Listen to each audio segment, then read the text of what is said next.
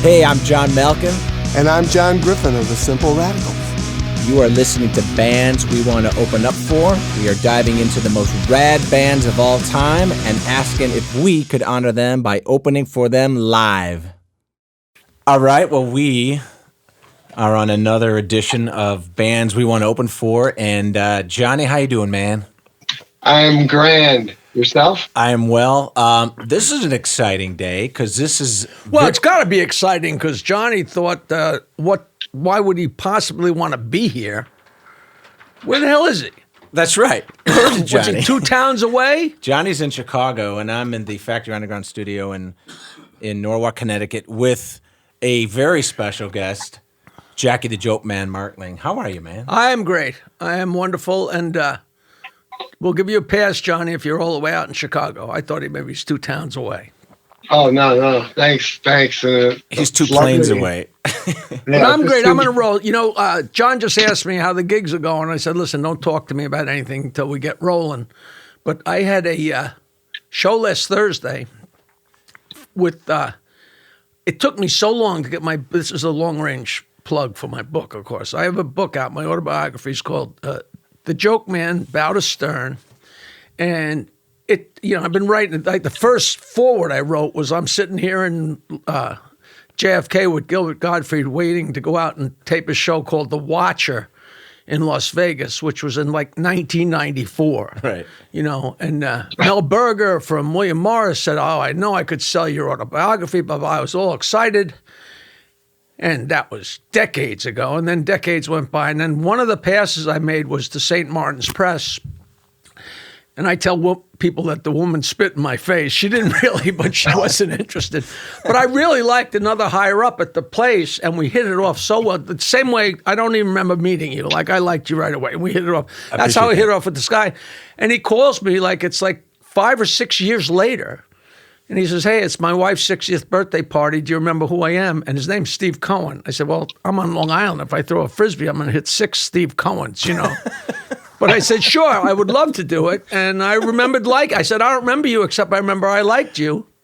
And so I did a 60th birthday party there were like 70 people there, and 80 of them were Jews. And it was an Italian restaurant, and it's like such a horrendous situation with one little speaker. And people don't know I'm coming. They're force-fed. The wife, it was a surprise party. So I said, I don't go around and be fun. I tell dirty jokes. That's all I do. I'm too old. You can't pay me enough to make me come in there and improvise an hour show. And tell a clean joke. Right. And everything's fine. So it's a horrible situation, and I do my jokes. Every single person loved it. It was a super home run. But it just peels the bark off. Chris Rock said a long time ago, comics don't get paid for doing their shows. They get paid for the 20 minutes before the show. Okay. Because no matter who you are, if you care at all, any kind of performer, right, you crap yourself. If you're not worried about the performance, you shouldn't be doing this. So you go on still to this day. When you hit that stage, you're still shitting, or are you? No, okay. The minute I get up there, Yeah, but that 20 minutes before, are you still feeling the butterflies? But you anticipate, because it's funny, because when you're crummy and early, you worry. But as you get more and more famous and people start paying more money, like I can't just go out there and get away with it. I got to go out there and be pretty funny, Right. So you always they have high expectations of you. Yeah, and the more tough the situation, when you're doing really well and you're famous, then you're in a theater and the people pay a lot of money and everything is perfect. But when you work these rat hole gigs, I'm working at an Italian restaurant on the South Shore for 70 people that are having dinner, right, picking their noses. But I still love it. And then next couple of nights, I worked a small comedy club in Allentown, Pennsylvania. And the woman at the door who owns a club, she says, oh, my husband met you 35 years ago when you worked the Ambler Cabaret that was booked by Craig Shoemaker. And I'm like, you're just hearing the term 35 years ago. Like, I don't say, how is he? The next thing is he still alive? You know what I mean? But I did a couple shows, so I'm coming off 3 great shows in 3 non-distinct, horrible little places. I actually made a lot of money for those 3, but sometimes I don't. But I still get a kick out of it, and I love driving here to do this with you. Man, we're so happy I to don't have you. know. I don't know what the animal is, but at some point along the line, you say, look, if you tell jokes and people laugh and it makes you feel good, who cares why? Right? You know, Right. who cares why? You know, if you hit your head with a hammer and it hurts, don't do that. You know what I mean? So it's kind of like with rock bands, you know, they're still out touring and all that, and they still sound good. But then there's some bands out there who sound like shit, and they're still touring. So. Right. And there's some But I people guess it's that hate different- every minute of it. That's right. But And I you guess don't- it's different in comedy because you can be a shitty performer, have a, you know, sound crappy because you sounded great 30 years ago. But if you're telling bad jokes, then you just don't sound good. Is that what you're saying? you know, I remember Richard Lewis said to me like 30 years ago, he said, would you still do this if it wasn't for the money? I'm like, yes, yes. And, you know, he was having a bad time at the time. And then he was like, you know, I was crazy. I like, you know, because you gotta, on some level, you gotta love this. Well, I mean, garbage. but you've listen, to your credit, as you, of course, I'm sure you give yourself so much credit. I mean, you've had a storied and checkered past. But yeah, I mean, it's been a very you've wacky, had a great gig. a wacky road. That's my book. Everybody loves me. You know, I get left-handed compliments. Who knew you could write a book, or who wrote the book for you, or you know, who knew you could spell? You know, and but I was telling somebody just the other day. I said, if you took my life where I'm right now and you connect the dots backwards, it looks like since 7th grade I knew exactly what I was going to do and where it was going. And believe me, it's been a pinball game. I have no idea. You know, people, what if you hadn't run into Howard? Now, you know, I say to them, I say, what if he hadn't run into me? Right. You know, which people see as so pompous, and it is a little, but not totally. You know the story about Hillary Clinton? They say, yeah, you're a big deal, but you're married to the President of the United States. What if you were married to a gas station attendant? You know what she said? What? Then he'd be President of the United States. which is bullshit, but it's classic. That's you know, funny. so. Yeah, it's good. So for those folks, a radical listener out there who are listening who don't know Jackie Martling and Eight the inches, right? which is a little too wide for a lot of women. But Jackie, I mean, you know, we want to talk about your musical connection because you texted me some great pictures. I actually have a great photo I want to show. But you, for of course, many years were with Howard Stern in the studio and one of his head comedy writers, and that's really what kind of, you know, elevated you to that was, you know, that was that's how it. I made my money. That's how I got known. It was so calculatedly happenstance. You know, it's, you know, the reason things are cliches is because they happen. That's right. You know, luck favors the prepared, and you know, I got lucky and I was ready. You know what I mean? It's very weird. You know, like I knew every joke in the world, so I was a very funny guy to hang out with. And when I went in and hung out with them, they loved me and told me to come back. And I wound up taking the whole ride to Pluto. But I never handed them two Jews walking to a bar. I never handed them a joke in 18 years. I handed them something funny to say. You know, what I did was if you were having a conversation with Johnny and I'm sitting here and you guys are talking back and forth and I'm a reasonably funny guy. We're sitting at the bar, three guys, and all of a sudden I think of something funny to say. Instead of saying it, I write it down and put it in front of you. So all of a sudden you get to pepper that into your conversation along with whatever you're saying. You're already a very funny guy. So, you know, I didn't make him funny. I made him funnier. But in a game like we're playing, you know, I always use the same stupid analogies. If you're a sprinter and you run the 100-meter dash in like 9.8, you're great.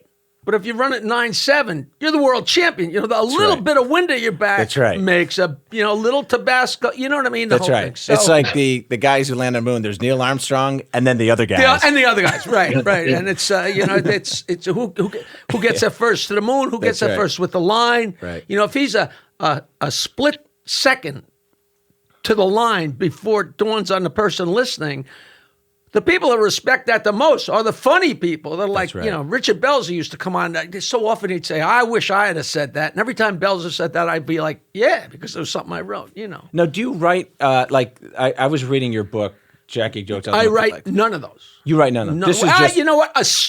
There's probably a few I could point in there. You know, it's one of those things where it's a huge stockpile. The world has been amassing these jokes since Adam and Eve. And there's nothing new. There is nothing new. I mean... Since not that I'm religious. I say Adam and Eve, because I don't want to say the Neanderthal or whatever.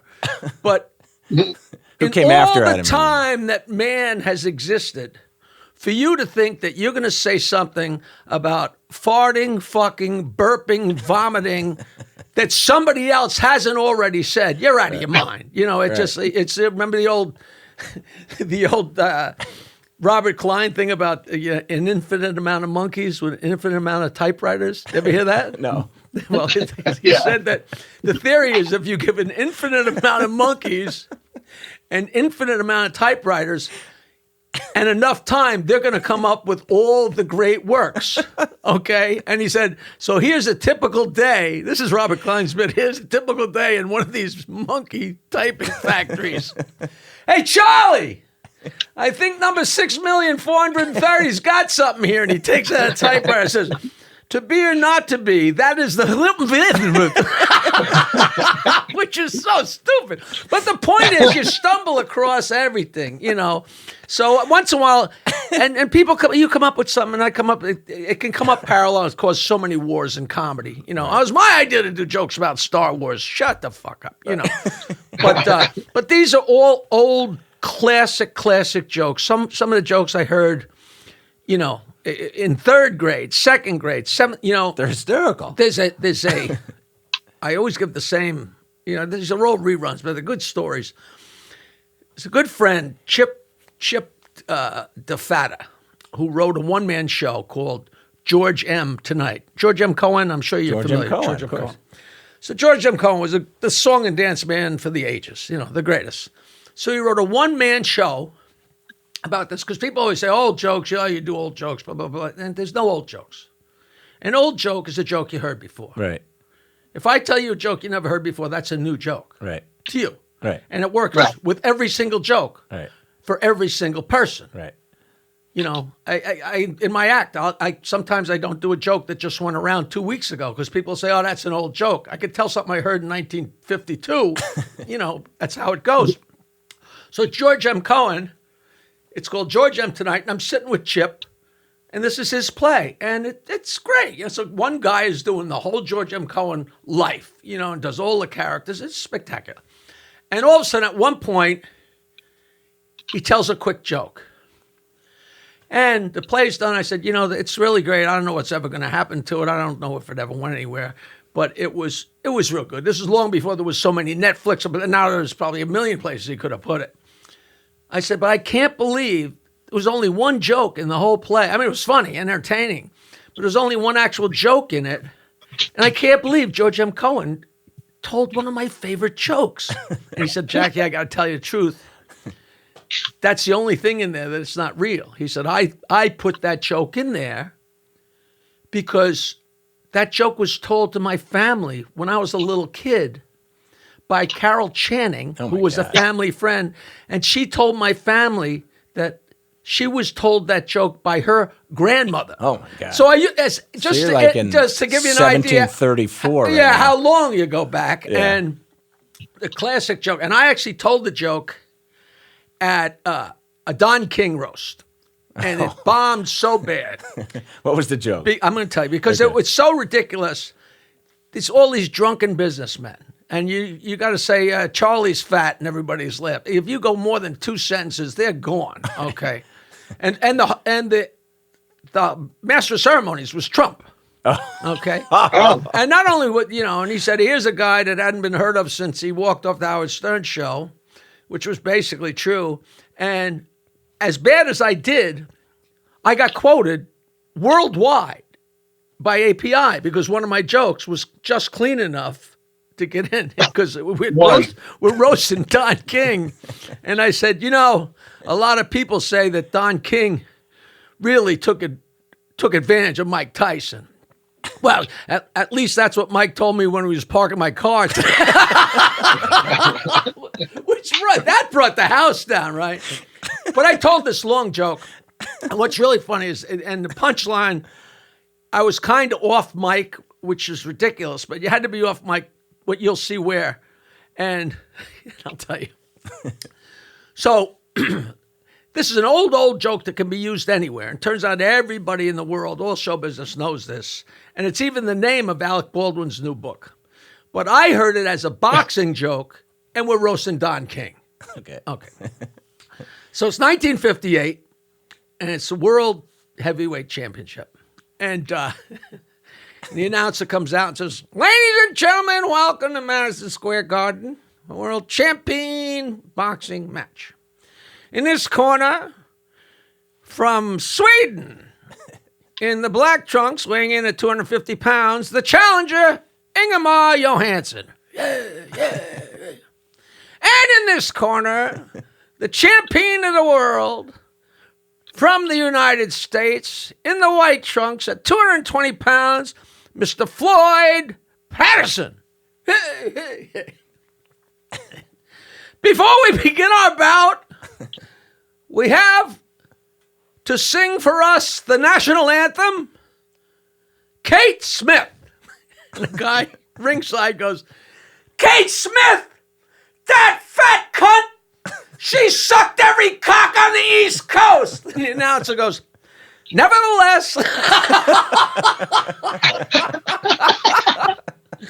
So when I'm telling this joke, I'm off mic going, "Kate Smith," and as I'm saying that, I'm looking 4 feet away at Dionne Warwick. I want to stop, say, "Dionne, I love you. Don't listen to this." So meanwhile, George M. is on stage. He goes, "And now to dance for you, I'm going to bring out Mary McDonald." Mary McDonald is a whore! Nevertheless.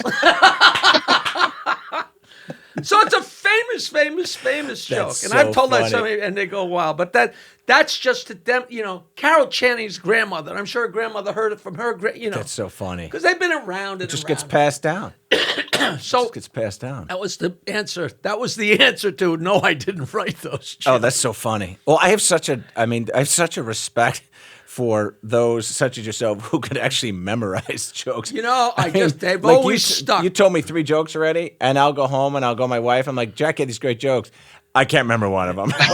Well, I tell people that's why I can make a living. And, and I pare them down, make them just right. And you learn to tell them, you learn that you can go fast till you get to anything that's essential. You got to hit harder. Right. Just like a businessman giving a speech, Right. it's you got your routine, you got your cadence down. and it's fun. And there's such stupid jokes, and They're filthy. funny though. Well, I definitely want to go through a few of these because I earmarked a couple of them that are just funny. But so I was talking to a guy I don't know anything about wrestling. Do you know anything about I wrestling? do not. Johnny, do you know anything about wrestling? Nothing. So when I'm a kid I in the hated late it in 50s, gym class. I don't know. right? Well, we didn't even have wrestlers, small school. But I'm a kid in 1956, 8, 59, whatever, and I knew them all. The Graham brothers and Killer Kowalski and Haystacks Calhoun. And I'd Like sit Dick there. the Bruiser. Remember those guys? Yeah, so that's even after my time. Yeah. But my parents are out drinking with my aunt and my uncle are across the street. They leave me home with my TV dinner, and I'd watch TV. And I got my whole education. I saw the first time Elvis was on the Dorsey Show. Still emblazoned in my head, So sitting there alone in a big puffy chair, eating my TV dinner, and I'm watching wrestling. And it'd be 3 hours live from Sunnyside Garden, 3 hours live from the Comac Arena, endless. And I'd watch and watch. And one night, it was just like your mother coming up and saying, hey, I'm watching, and there's a guy on the mat, and the guy's up on the turnbuckle, and he leaps and comes down on the guy's head with his knee. And the guy jumps up and says, "Why'd you do that?" I'm like, "Wait a minute, wait, stop the presses. He should be dead." And I turned around, I never turned it back. I was like your mother saying, "By the way, there's no Santa Claus." Right. I was like, "This is bullshit." Right? So I'm talking to this guy was Vince McMahon's writer, just like I wrote for Howard. It turns out it is so scripted. Those wrestling matches, when they grunt, the grunt is scripted. I mean, it's like it's a ballet. Yeah. And you learn to respect them as gymnasts and artists and muscle men and right. It's got to be work to not get hurt. But this guy's very interesting, and he goes, "You know what? Maybe you want to throw in a joke." So I don't know how braced he was. So I told him the most recent really filthy joke because it's my favorite. I'm going to tell it to you. But All right. I still have to ask him if he's all right. I might have told you this then. I don't think I told you any jokes when I met you guys. No, you guys and were we'll busy. talk about how we met. So the grandfather is taking his grandson sightseeing, and they're in Pennsylvania. And Grandpa says, "Sonny boy, you see that field over there? That's where they fought the Battle of Gettysburg. And you know, Sonny boy, there's people that say the Battle of Gettysburg was the turning point of the Civil War." And the kid says, "Duh, Grandpa. Tell me something I don't know." Is I can fit my whole fist in your grandmother's asshole.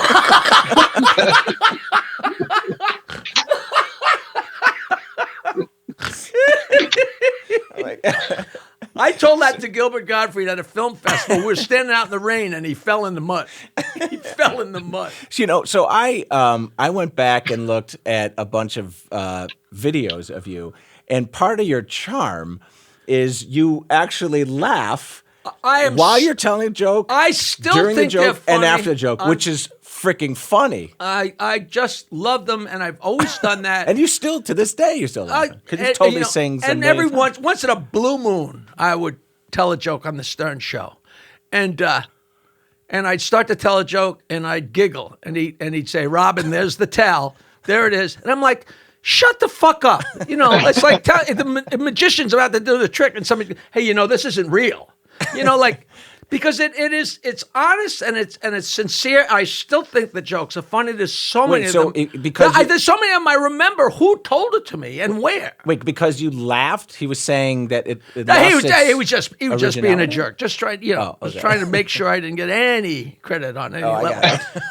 But I don't know when I think I always laughed at him. But I worked for 4 years at this very high-end country club. This blue blood country club in Locust Valley. That's like, I don't know if you ever read The Gold Coast, but it's one of the country clubs in the Gold Coast. And, the Mayflower people, those people. And there was a Dutch pantry man, and that motherfucker would not budge. And I was the head busboy, so I just told people what to do. So I stood there with the guy for 2, 3, 4 hours at a time. And I tell him joke after joke after joke, and he would never, ever laugh. Wouldn't crack a smile. And because you go back and try and figure how you wound up being who you are. And I think I just started laughing at myself because I was so entertained at the fact that he wasn't. I wonder if every time I'm laughing, if I'm laughing at Jake, not laughing at my jokes, because there's got to be a reason somewhere, Right. I didn't come out of the womb and say, I think I'll laugh at my jokes, know. But maybe, Right. but it's so fun. And it's harder for me to not laugh because there's some points in my act where I don't laugh, where I play it a little straight, and it's like, I'm holding back the fucking horses. It's ridiculous. And I don't question it. I just do it, And if you're a comedian, there are 2 cardinal rules. There are only 2 cardinal rules. And that is, you don't tell old jokes, right, and you don't laugh at your own jokes. Okay. That's the only 2 things I do. That's all I do. So the only thing I do on stage is break the 2 cardinal rules. So you made a living off of killing cardinals, basically. Exactly. As killing the cardinals. You've killed the cardinals. People say, "Oh, you're a comic." I'm not. I always tell people I'm not a comedian. I'm a joke teller. Well, there's a difference. There really, because I'm up there telling. I don't purport to have written any of this shit. It's an art form. Yeah. I said, when you see Kelsey Grammer do Hamlet, do you stand there and go, "You didn't write this"? Please, Right. Well, a lot of comedians have writers, right? I mean, Leno, Letterman, they all, Howard, The bottom line is that if you're enjoying it, Carson had a billion writers, but when you're watching a Carson show, you're not thinking like, I wonder where he got that. Who gives a fuck? Yeah, how he delivers it and how he tells everything, it. Everything. And to charm it out. Well, you're, aside from a comedian, you're a jack of all trades. For example, so we met you, John and I met you, our band, Simple Realities, was playing the closing party at this TV festival up in Long Island. I just spoke to Elias. He sends his love. He's a great guy. The guy that was the program director of the thing. Oh, yeah. He's a good guy. Yeah. And that was a lot of fun. And thank you for coming to the gig. I mean, it was a little loud for the room, but, I was sick as a dog, so we wound up leaving. I hate walking out, No, we were not insulted. It reminded me of that old Memorex commercial when we turned it on and then the wine glass started shifting back Right, and the small hair room, hair started going back. That's right. But so we saw, because in addition to being a comedian, you're also an actor. Wow. That was a horrible. I mean, I literally had three Right. words. So let me just so when we saw you in the pilot, it was to a pilot called Distemper. Right. And you played this character Laszlo. And just for those who probably won't see Distemper, because I'm not sure if it's going to ever make it. Who knows? But you never know. So here's the synopsis. It tells a true story of a pathologist and LGBT icon, Louise Pierce. And who knew there was an LGBTQRSTU icon in 1915? That's crazy. Exactly. This is when they even invent the letters LGBT yet. Right, They'd only had like not. 11 letters in the alphabet. Right. So they haven't gotten to all of them yet. So she works to find a cure for African trypanosomiasis as it infects millions across the Belgian Congo. And if I were to think a perfect movie for you, that would have been it. Yeah, let's cure sleeping sickness. Let's get Martling. But I got to tell you, man, that was friggin' Oscar material. That 3 words you said. 3 words. What was it like? Over here, sir? Or This way, please. This way, please. I had a role in a great movie. You crushed it. I had a role in a great movie, and it was playing at a film festival. I played a cop. Right. And I told everybody, you got to see this movie. I got 5 words. And I know you're going to laugh your asses off. And it was called White Irish Drinkers, which is like a triple redundant, right? And so, and it was great. You know who was in it? The guy, one of the guys from Animal House, and Not Belushi. this great actor that was in the thing with what's the thing with all the blue characters, the huge Avatar. It was in Avatar, one of the main characters. It's great guy. He told me the greatest show business story ever, which I'll tell you next. Oh yeah. But I got 5 words. I said, get ready. I got 5 words, and all of a sudden, I'm in a cop car, and we pull up, and I jump out, and I run over, and my line was, "What are you assholes doing?" Right? So I get out, and I jump out of the car, and I go, "What are you assholes doing here?" And I jumped up, and I said, 6! It's 6 words. It's not 5. I got my SAG card. I got my SAG card. So sad. This guy, what's his name? Well, Steven. since you grew up in Long Island, you probably use that line all the time. Oh, please. What are you assholes doing here? Right, I just hit a button on my nose and say that, I actually had some decent roles in a couple of movies. I mean, look at it. So you've done Aristocrats, you did Mail Order Bride. That was good. It was great. Being in the Aristocrats Vegas. was a big deal because I think I saw that movie. it's great. That's a great movie. Penn I love Jillette that and movie. Paul right. Provenza produced it. That's right. And they called up, and if you look at the cast of characters in that, I really stand out because I don't belong there. Everybody in that movie is a pretty major comedian star except me. But they came to my apartment. Penn Jillette, who's now a very good friend, and Provenza, who was an old friend, Paul Provenza, and they said, "Martling, we got to put you in this movie because when we Googled the Aristocrats, we only got 2 hits on Google, and they were both your website." Wow. Because I had the version from Gershon Legman's book and the version from my book, which is the last joke on the last page of this joke book, because Legman's joke book, he wrote these 2 huge, he's like the master collector of all time, who was a pen pal of mine for decades before any of this. And it was the last joke on the last page of his 2 filthy, I got a ridiculous history with this shit. So I had both of the versions on my website, and so they had to put me in the movie, which is classic. That's super. And you've I done. Go ahead. I think you're perfect in the movie. It's about the joke and how the joke is told, and you're kind of the master. You're the guy. I didn't tell the joke, but I told about one of my best tellings of the joke. I was on the road in May of 1986, and we had gone to mornings, and I was on the road a couple times. I was on the show twice a week, then 3 times a week, then 4 times a week. except when I was on the road. And I was at Zany's in Nashville, and I said to she wasn't even my wife yet. I said, Nancy, I can't do this. I can't sit around all day waiting to do my 45 minutes that night. I can't do this comedy crap. As long as I've been doing it, it's just making me fucking nuts. There were no laptops. There was nothing, Right. I don't go to the mall, Right. I don't play, Monopoly. Right. So I decided, and she said, just fucking quit and something else will fill in. Howard will, the show will blossom. Right. So I decided I was done. So the Saturday night of my last show, everybody's like, wow, you're in a good mood. I said, this is it. I'm done. This is my swan song. I got so drunk, and then I told the Aristocrats joke to the guys at the bar, and I ended sliding across the bar on my stomach and then going, da-da, And so that's what I portrayed in the movie, which was very funny. And it was great because Joe Franklin was a very good friend of mine. Oh, gosh. Decades and decades.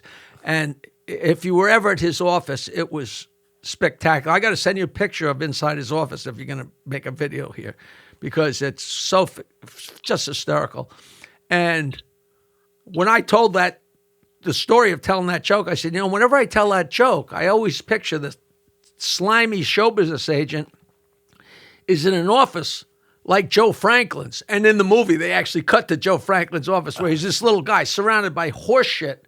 But every piece of horse shit is like a 1953 picture of Barbara Streisand. It's a priceless stuff. Is Joe Franklin? Is that what Billy Crystal used to imitate on SNL? Oh yeah. Joe Franklin, right? He'd sit around that booth. I was sitting next to Joe. Yeah.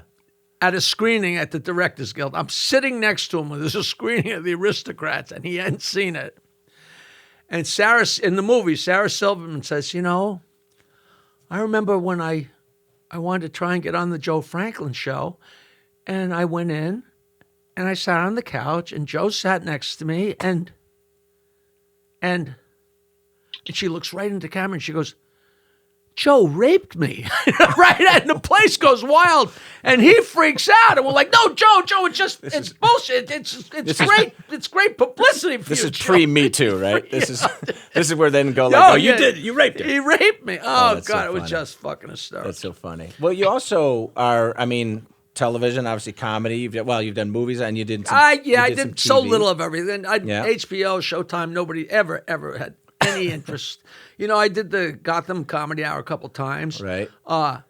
There's a documentary on me coming out called Joke Man. Oh, wow. Which is so close to being done. And the one person we haven't gone to tape yet is Mark Cuban. Oh, really? You know who Mark Cuban is? Of course. Mark Cuban owes me a favor. Can you handle that? That's my life. I got nothing, and I got billionaires. I'm having my speed dial. So how's Mark Cuban come into play? It's a history lesson. Way back in the mid-'90s, the internet started, okay? I've heard of that. And all of a sudden there's the internet, and then there's, I'll never forget, somebody came in and said to me and Nancy, hey, do you want Jokeland on the World Wide Web? And we're like, yeah. What the fuck is the World Wide Web? So everything was DOS, which was just text. But then it became the World Wide Web. And I don't know where we climbed aboard, and that was text. And then they put pictures on. And then they put audio on. And then they put video on. But there were major waiting points. And in the very beginning, people had AOL 14.4, and I took a picture of you. It took a healthy amount of time for your stupid picture to load, right? Right. And it was really crazy. And at the time, we were getting famous, and we were adding all kinds of markets everywhere. And I'm working all week, but then they're asking me to come to Chicago for $5,000 or $10,000 and fly first class and be put up in the best hotels and be wined and dined by the affiliates because Fred, Gary, Howard, nobody else is going on the road to do these things. And I'm a comic, so I got a show. Right. So they could care less about my comedy. I'm still killing them out there. But they got somebody, the representative of their big ass-kicking morning show. So it was great. So I'd work all week, But then they're wagging money, like, they're going to pay me more for a night than I made in the entire year of 1983, So I'd go, and as we added each market, I would go, and it was so hard to work. All the hours were just terrible, and then to go away for the weekend. Because it was a morning show. I mean, you're up at 3 or 4 o'clock in the morning. 4:20, and 4:20. How ironic is that? Yeah. So they called me from Dallas, and Mark Cuban, I guess, had already made a boatload of money. I never heard of him, and nobody had heard of him. Right. And we had just started in Dallas, and they called up and said, Jackie, we're huge fans, and we're starting this thing called AudioNet, audionet.com. We're going to stream basketball games on the internet, which was a big deal in 94, 95, whatever year. Right. That people just weren't doing it. Now it sounds like nothing, but it was a big, big fucking deal. Right. And they said, and we want you to help kick it off. Come out here and do a couple shows, and we'll take care of you. I said, what are you going to pay me? And they said, well, we don't have a budget to pay you. And I said, listen, I work all week. Then I go and make a lot of money. And the only reason I go on the weekends is because I make a lot of money. And it's hard to say no, but I can't just, I'd love to go to Dallas, and it sounds like a fun thing.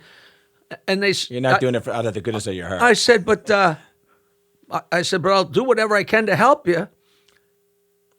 And I said, why don't I send you my stuff? And I sent them at the time. I don't know if I had even had CDs out yet. I might have 1 or 2 CDs out, and cassettes, and videotapes, and my old albums. I recorded every time I took a dump, okay? So I sent them all my crap, and they made a 6-hour loop of my filthy jokes. So if people were watching audionet.com, if they had it and they're listening to a basketball game, there was a button, and at any point somebody could push the button, and it'd be me on the endless loop telling filthy jokes, right? So I know nothing. And they promoted me a little, and it was nice. And like a lot of other things, it just kind of fell to the wayside. It was nice for what it was. And then like a couple years later, Broadcast.com, formerly AudioNet.com, sold to Yahoo for $4 billion. Right. I'm like, holy fucking God. That's right. And who knew if they remembered? Blah, blah. And I actually have videotape from the E! Show of Howard had Mark Cuban on the show. And they said, how the hell did you make all this money? He says, well, we got the idea we're going to stream basketball games on the web. And, I got to give credit where credit's due to your boy Jackie here. He gave us something, Fred, and Howard goes, that's not Jackie, that's Fred. Jackie's been gone for years. And he goes, well, when Fred was Jackie, he gave us all this material, and it was very funny. But it's Mark Cuban. That's so funny. And then we called up and said, will you be in the documentary? I'm not sure if he can get any of that across, but just to have him on the documentary. Oh, that'd be so cool. It's a great thing. That's right. So Mark Cuban went to Indiana University, Big Ten, and he's from Texas, and he couldn't get the IU basketball games, so that's where he got the idea. It was just streaming the Indiana basketball game so he could watch it. Hence Broadcast.com. Hence $4 billion later. So that was one of the. Yeah. I think I kind of remember him saying, I want. They wanted to be able to see. It wasn't NBA games. They wanted to see college basketball games. It was IU, where I went to college. Oh, how great! Yeah. How small a world is crazy. That? And you're a Big Ten guy. You're a Michigan. You're a Spartan. I'm a Spartan. It's so funny. I never went to games, but when you're a freshman, you go to a couple games, and I went to maybe 3 games, and one of the games was a world famous game. It was 1966. And Notre Dame was #1 according to Sport Magazine, right. And Michigan State was #1 according to Sports Illustrated, or vice versa. And Notre Dame came to Michigan State. And I was in the stands for the Pole Bowl. It was called the Pole Bowl. It was a 10-10 tie. And the guy from Notre Dame ate the ball. Ara Parsigian ate the ball instead of passing it because he didn't want to take a chance. And so he went for the tie. And everybody, you pussy. And Bubba Smith, and they had signs, they were holding up signs, Bubba for Pope and all this stuff. And one day I'm sitting there on TV and I'm going around channels and the game is on black and white television, the 10-10 tie. I'm like, I've been to 2 football games in my life and I'm sitting here watching it again. It was unbelievable. My God, that's so funny. But the Big Ten was just. Well, so you sent me this picture. Oh, that's my pride and joy. This is John. I don't know if I sent this to you, but there's a phenomenal picture of Jackie playing. It looks like a Strat. That's a 1963 Fender Strat, right off the shelf at Sam Ash. You got your long hair, man. You look stoned out of your mind. Oh, just and that's Spartan Stadium behind me. You're playing, yeah. So that was homecoming. Yeah, that's just a fantastic picture. I mean, God, that is just. My friend Burf said, "I don't know what this is a picture of, but whatever it is, that's the most of it there's ever been," which is the greatest. That's a great picture. That's joy. That's not music. That's sheer joy. Were you a cover band? Were you write original material? All cover. Yeah. We were horrible, but we were great fun. We were booked way in advance for all the frat parties. That's fantastic. Because we just kicked ass, and that's not Howard Stern on the drums, is it? No, that's got the long, shaggy, dearly black hair. Departed Nick Petrovich. Is that right? He used to be originally. He was just about shaved bald, so his name was Psychedelic Nick Petrovich because he had no hair, and we had a very dull piece of shit organ player, so we called him Crazy Dale Kitchen Master on the screaming Hammond organ. And we used to lug a Leslie and a Hammond up 4 flights to play a fraternity party, That's heavy. And and the drummer, he would go and rent the trailer hitch to put on his car, right, and rent the trailer. Oh man. You know what it was like?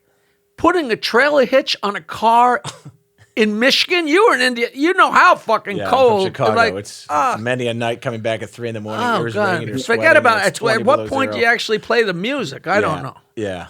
So you also sent me this because you have a CD out. Well, called Happy Endings. Endings. In the 70s, I finally went home and started writing songs, and they weren't any good. I tried to do that for a lot of years. I tried to do it for a lot of years.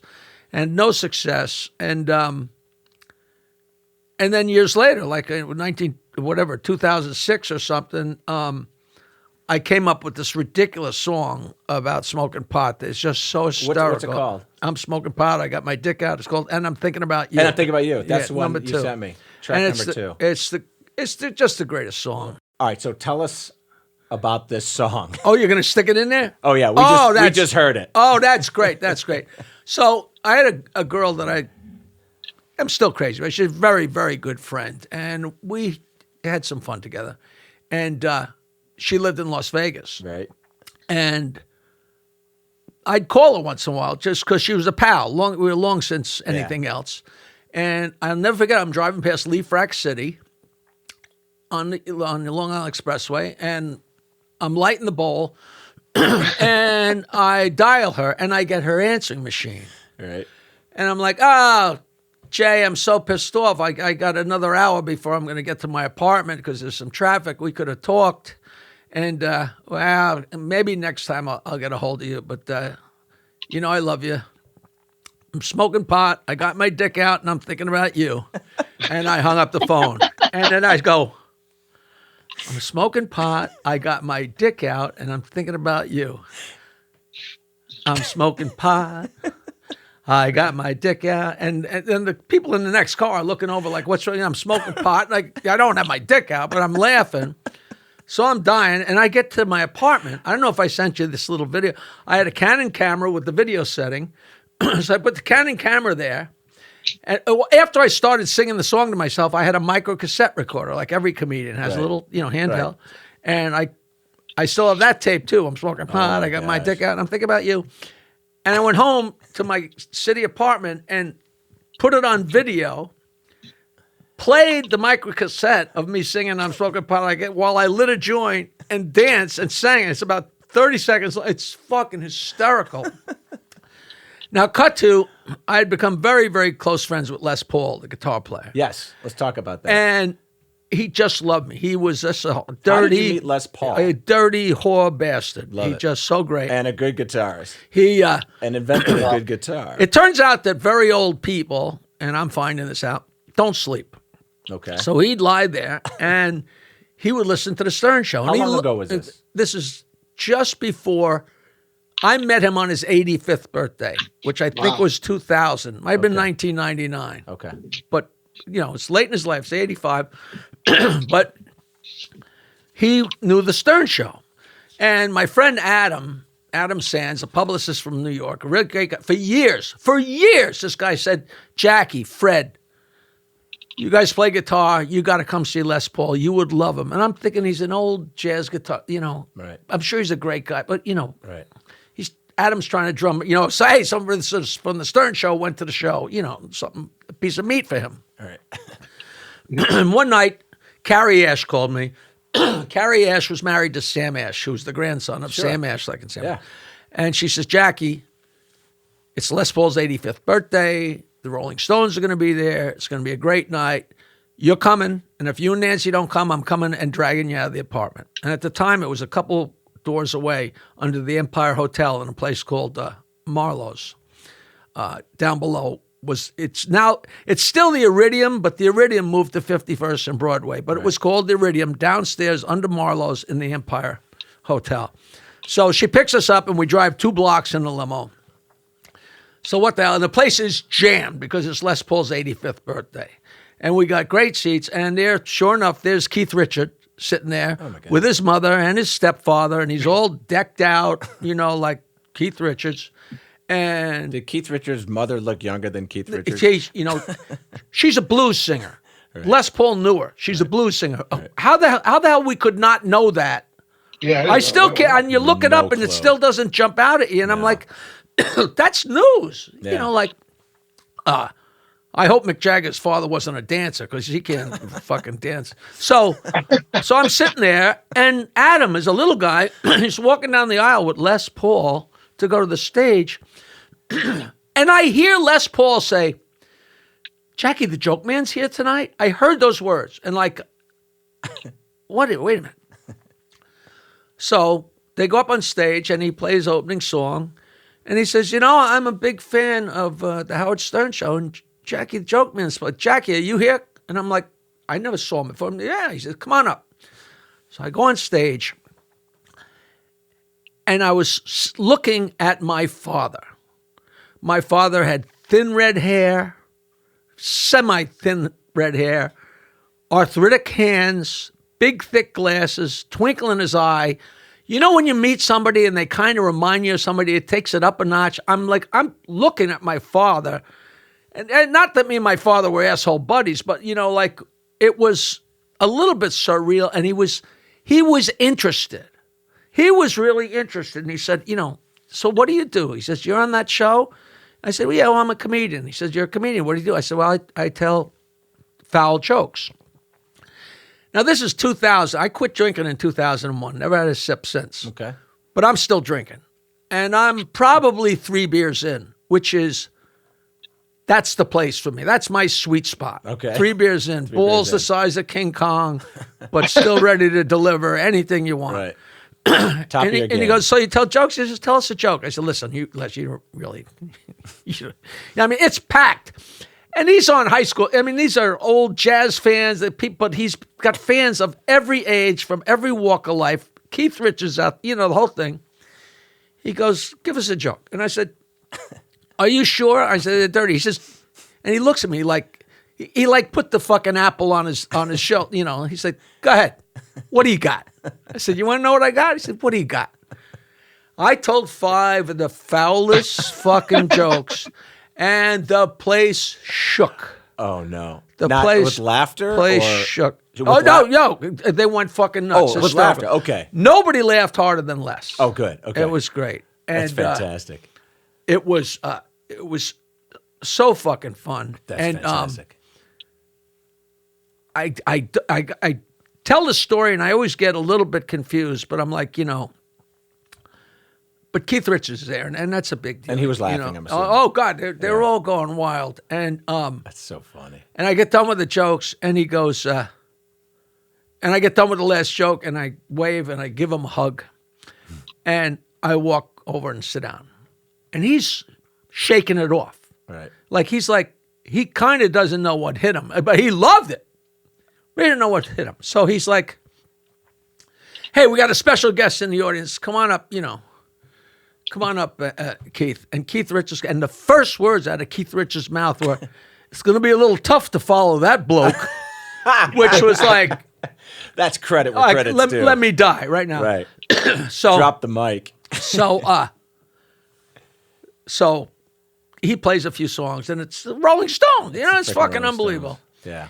I went to see Les, give or take 10 or 20, 60 times until he died over the next 10 years. Wow. In all those years, of all the people he ever had on stage, he never, ever, ever had somebody on twice. Wow. I mean, he had Merle Haggard and he had Slash and all these people, but you went up and you did whatever you did, and that was it. So I'm out there feeling like $1 million, and Keith Richards said that to me. Keith gets done and goes, and they play like another song, and Les is like, Jackie the Joke Man, come back up here. And I'm like, I can't fucking believe it. He said, come back up. So I walk, and on my way up, I look over at Keith and say, hey, you know, good job, pal. You know, being pompous, you know, it's being a You're jerk. done good. Being a jerk. So I go up there, and he's like, he says, I'm intrigued. However he said it, tell me, you know, what do you do? I said, listen, hold on.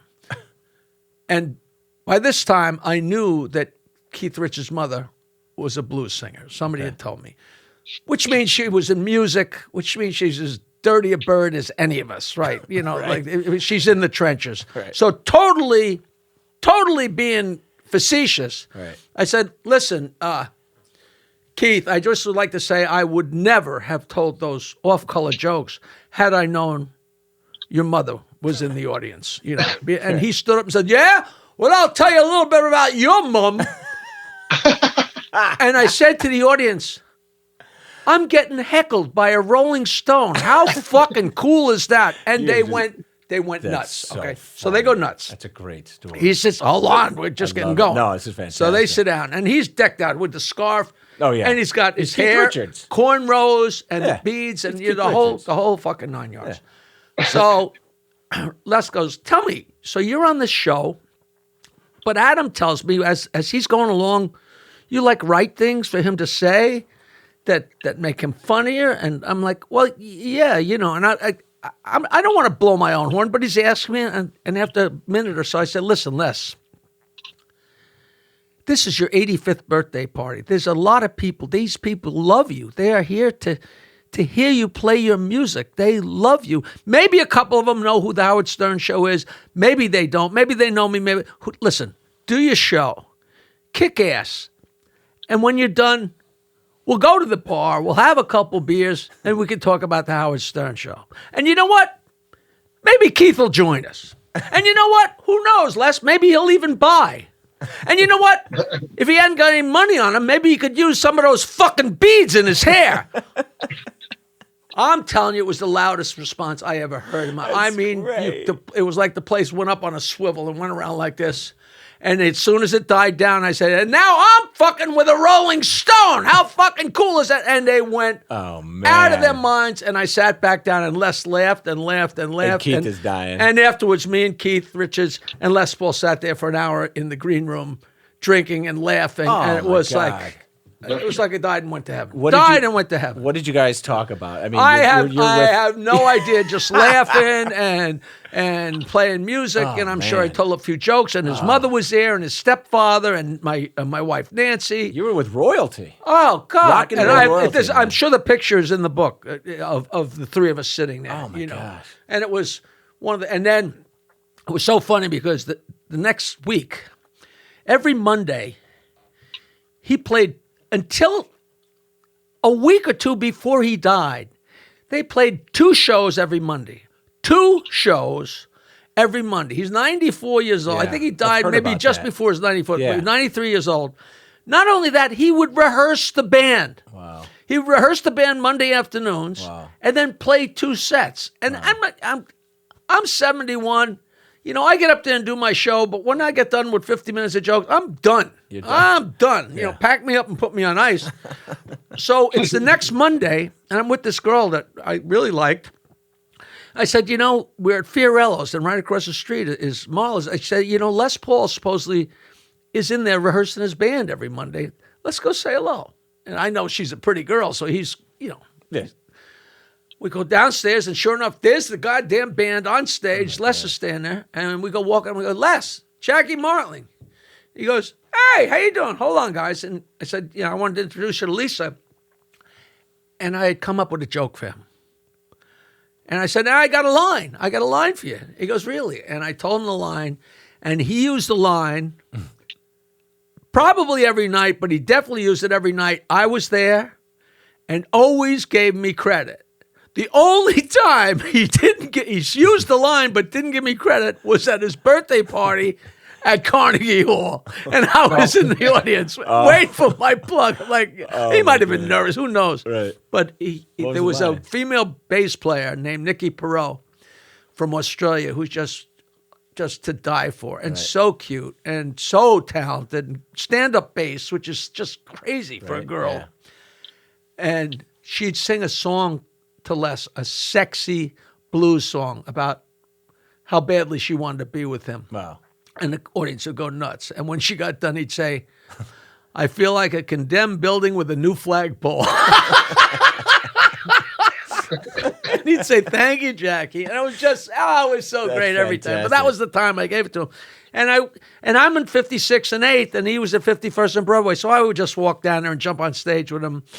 But it was weird, because some nights you just don't feel like going on stage. But I couldn't go down there and just watch him, because he'd hear that I was there.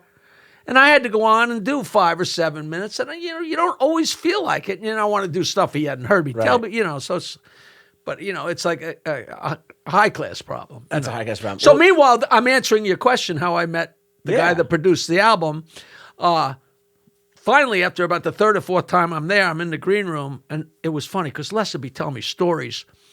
And the audience would be waiting for the second show, and he'd be telling me stories about the terrible Tuohys in Chicago and the mob and blah, blah, blah. And he and Mary are downstairs in Queens, and they come down. Hey, Les, did you know you got the #1 single in America? Great stories. And I went up to Frank Vignola. He's Les Paul's guitar player, so do that math. I always say it's like Dolly Parton's tit stand-in, And I said, Frank, does it bother you guys when I come up and interrupt the show with these stupid jokes? He said, are you kidding? He said, it's such a jolt of energy in the room. He says, we love it. I said, really? So a couple times later, I go up to him one night in the green room. I say, Frank, don't get mad at me, but do you smoke pot? He goes, what are you talking about? Of course I smoke pot. I said, here. And I handed him a manila envelope full of my homegrown. Now loves it when I show up. Okay. Every time I show up, I got pot from him. So then I write this, I'm smoking pot, I got my dick out, and I'm thinking about you. And I called him up. I said, Frank, I either just wrote the world's greatest song or the world's worst song. I really don't know, but it's an MP3. I want to send it to you. And he goes, sure. And I didn't know him that well yet. And he's an unbelievable guitar player. And I sent it to him, and he called me up and he said, that's the funniest fucking thing I ever heard. We should record it. So I get together with him and the guys, and we start recording the song, and we're having such a fucking hoot. And he's playing the guitar. That's him on the album. That's him. Playing guitar. Nice. But I hadn't written the song. I just kind of had it and what I was doing. And it winds up being a template. It's like, it's ingesting some kind of substance, and then some kind of sexual reference, and then some kind of expression of love. And it really is bing, bing, bing, right. I'm drinking beer, I'm kissing my mother, and I love you, and I'm faxing you, I'm talking to you, And I realized, I'm like, guys, this is a template, so we're just laughing our fucking asses off. And he says, this is so much fun. He says, you got any other songs? I said, I have the songs I wrote in the 70s, which forced me to tell jokes on stage because they're so bad. So I start playing the songs so they love the fucking songs. And then we wound up we did the album in my living room. When it gets really quiet, you can literally hear the crickets, which is not a comedian's favorite thing. It's just so fun. So and he said, this picture of you and him. That's me and Frank. That's me and Frank. This is when you recorded it. That's definitely my living room. It's so funny. Well, that's great. Funny. He was great character, and still a great character. And I don't know if that was the first time, but you've had experience as a comedian opening up for bands, right? I mean, well, that was way in the beginning. Like Jay Giles and War. They told me, I worked at a recording studio in the 70s, and I'll show you how I stick to people's heels like bubble gum.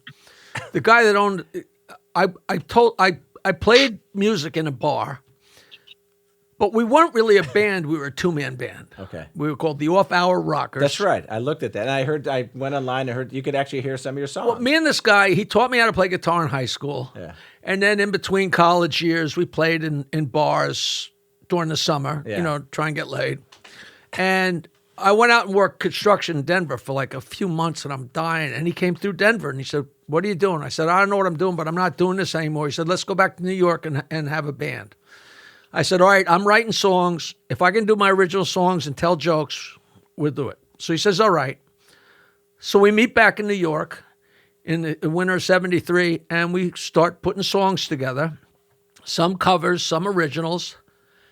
But I came home from Denver in a 1955 hearse. So for the entire driving, not in the back in a coffin. entire 70s, we drove around Long Island in a 1955 bright yellow Cadillac hearse with pot and girls and booze and never got stopped. When we left Colorado in the hearse, there were 8 guys from Long Island all living in the same condo in Denver. 4 of us worked on the same construction crew. 4 Long Island ball breakers from the North Shore of Long Island were on a construction crew with a 23-year-old foreman. I still think he must have committed suicide.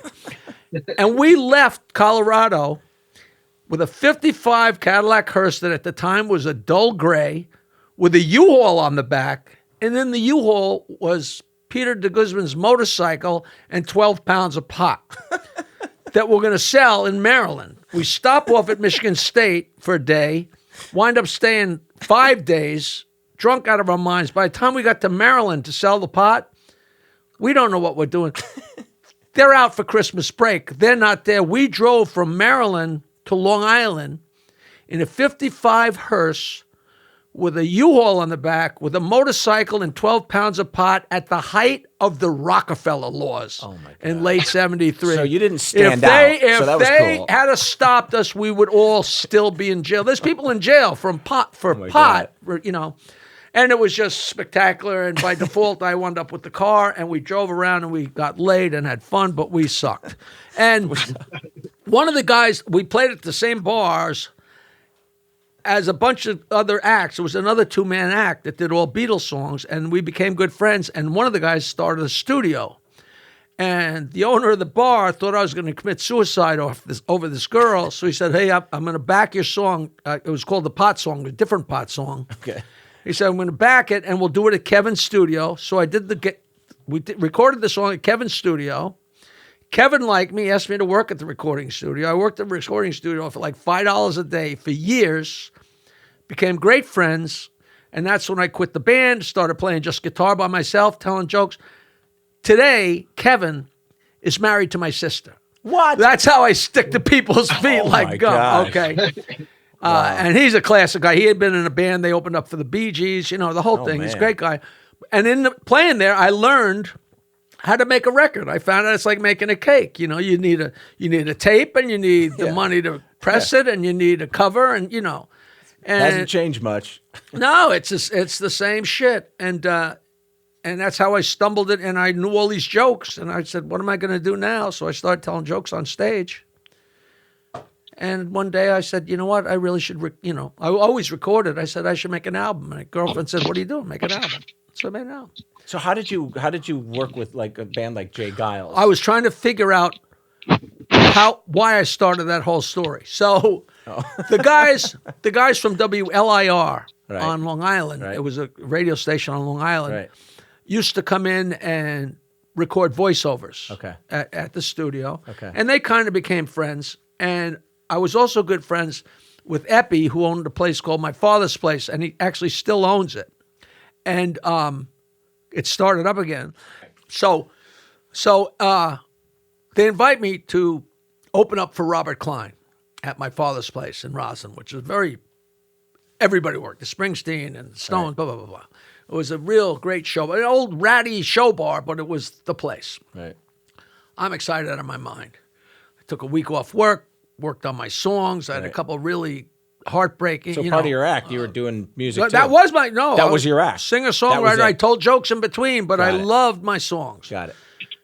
And then they go, oh, Robert Klein called. He doesn't want an opening act. No. Like 2 days before. And I'm like, I'm crestfallen, because I got nothing going on. I'm living at my dead grandmother's house with my girlfriend.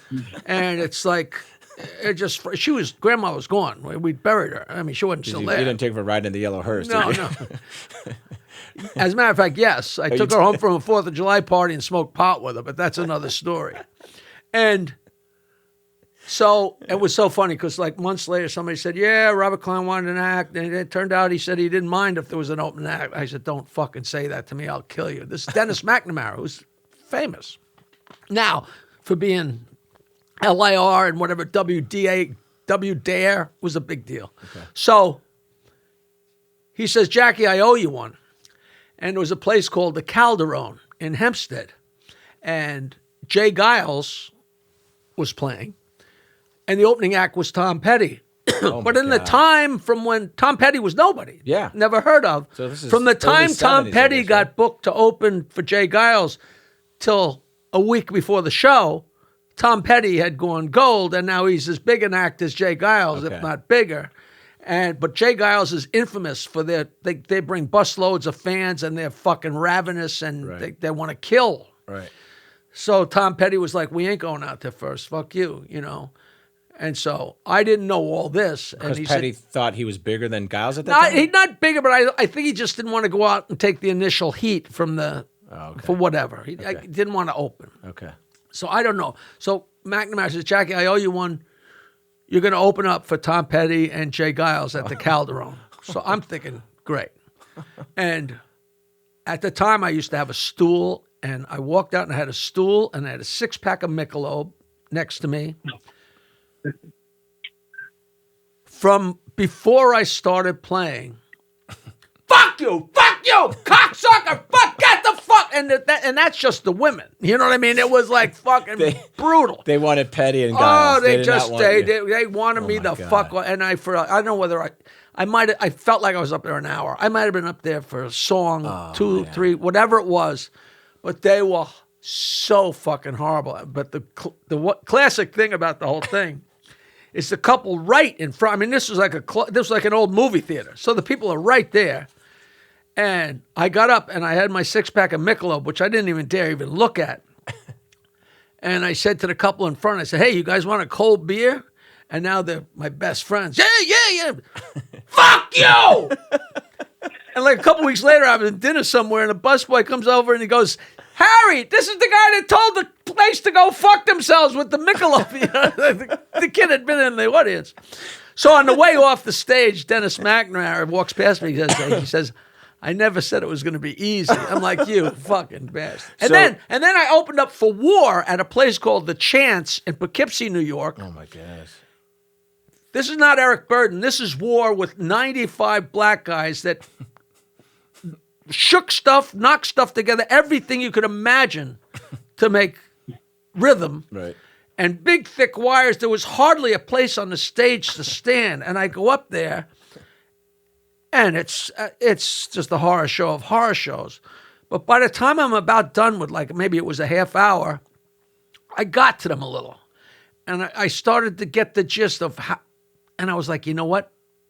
I'll get him second show. Right. In my mind, I'm like, I'll get him second show because now I know what I'm doing. I'm like, so I, got myself, I'm like feeling a little bit better. So I'm sitting out there having a beer. Ladies and gentlemen, ticket sales are light, so you're all invited to stay for the second show. And I'm like, yo, motherfucker. I still don't know what I did up there the second show. I think I was like, So those are and we all have horror stories like that. Everybody has horror stories. So music has been a thread throughout. I wasn't any good. I wrote some love songs. I was, madly in love with a girl. You still playing guitar? You still here and there. Getting calluses on your fingertips? It's I'm playing guitar. It's crazy.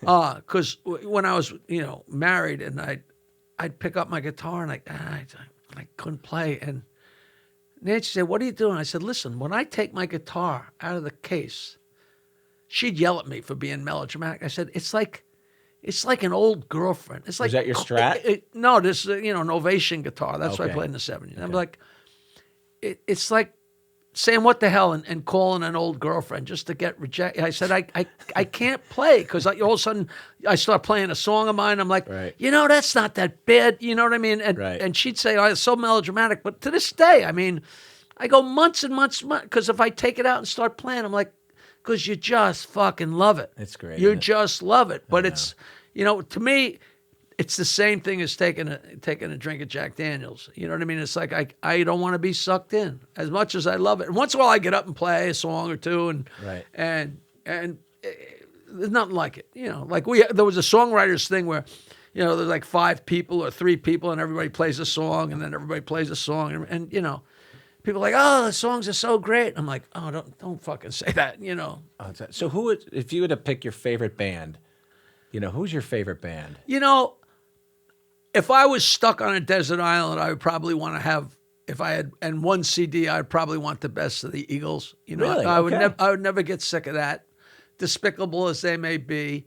You have a favorite Eagles song? Yeah, no, not, whatever one's on.